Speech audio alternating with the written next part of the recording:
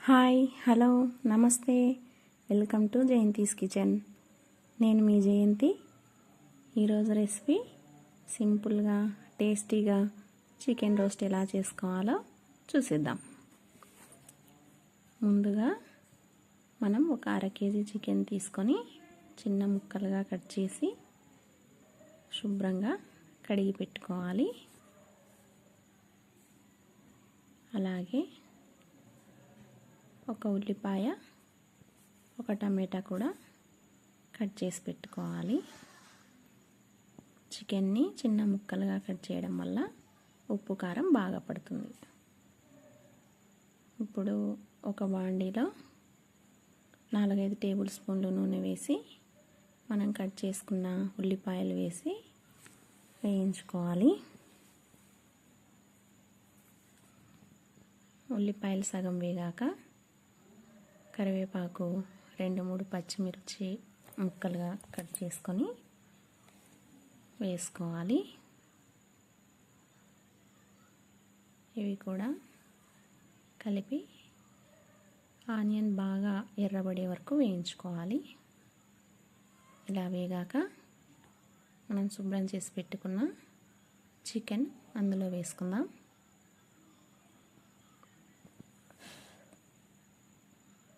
Chicken మొత్తం వేసుకొని బాగా కలుపుకోవాలి. ఇది మీడియం ఫ్లేమ్లో ఉంచుకొని చేసుకోవాలి. స్టవ్ని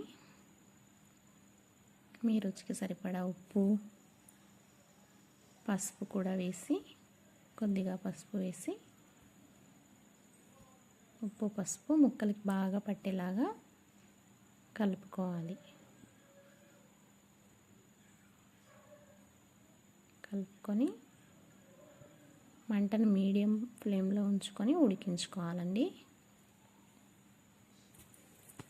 కాస్త ఉడికాక టమాటా ముక్కలు వేసి ఒకసారి కలుపుకొని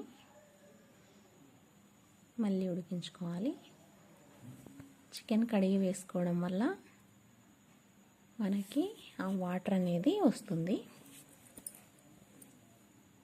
ఒక మిక్సీ జార్లో 2 టేబుల్ స్పూన్లు ఎండు కొబ్బరి పొడి, 2 టేబుల్ స్పూన్లు కారం పొడి వేసుకొని మిక్సీ పెట్టుకోవాలి.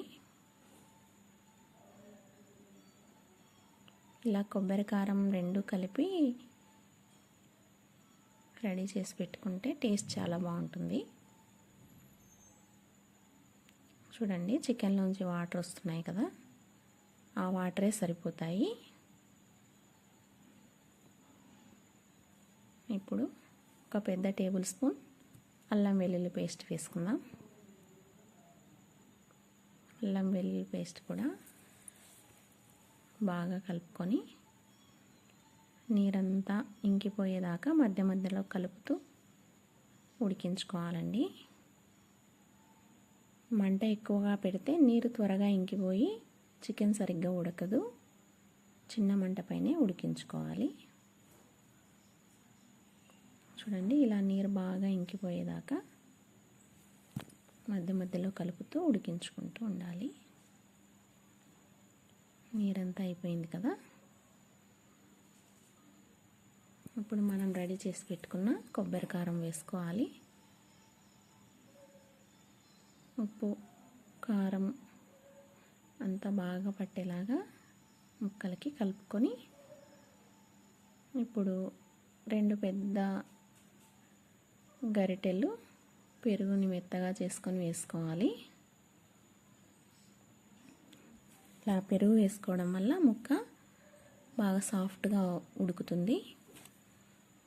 మనం బాయిల్ చేసుకోకుండా ఉడికించుకుంటున్నాం కాబట్టి పెరుగు వేసుకుంటే ముక్క సాఫ్ట్గా అవుతుంది,